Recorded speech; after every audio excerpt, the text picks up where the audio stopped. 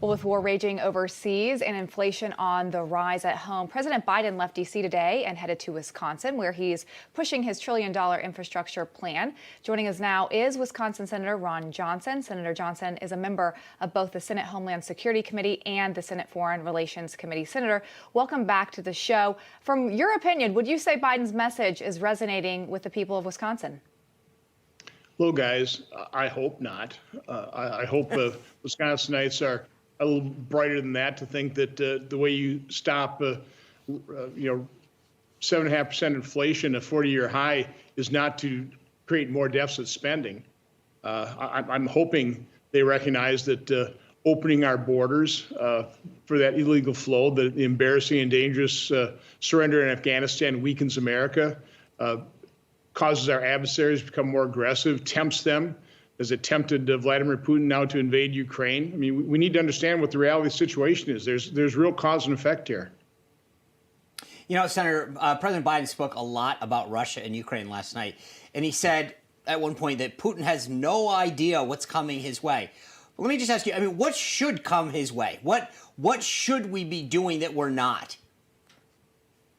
Well, first of all, it was a little galling to have President Biden almost take a victory lap, claiming all kinds of credit for, I guess, assembling this coalition that wants to support Ukraine.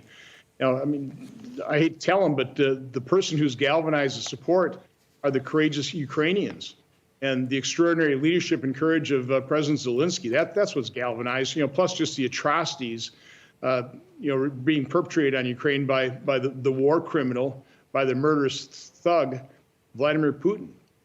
So that's really what's happening here. But really, from my standpoint, the most effective things we can do is sanction Putin, all his cronies, all their families, start confiscating their wealth, show the Russian people all the wealth. Let's face it, Ukrainian soldiers are fighting for their families, for their children, for their country, for their freedom.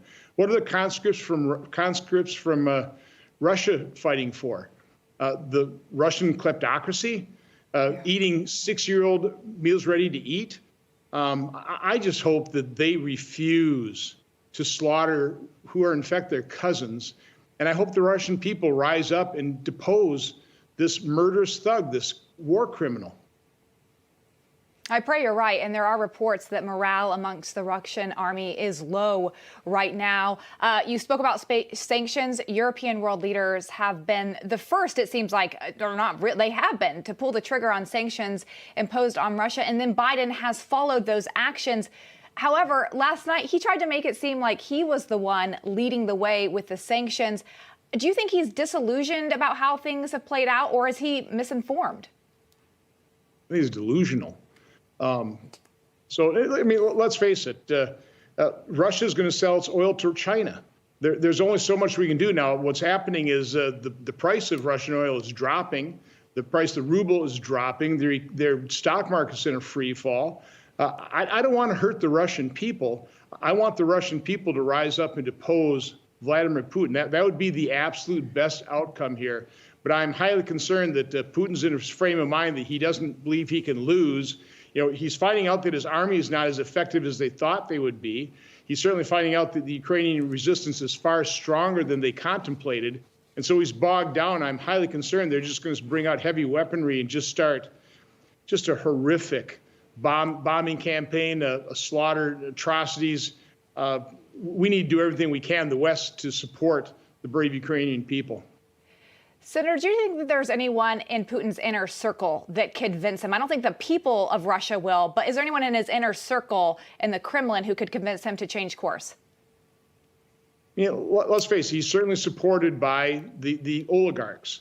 And when you start taking away their wealth, when you start denying them visas, when their children can no longer, party on the Riviera or in London, that might have an impact. But I think what might even have a greater impact is if the Russian people could really understand the extent of the theft carried out by these oligarchs.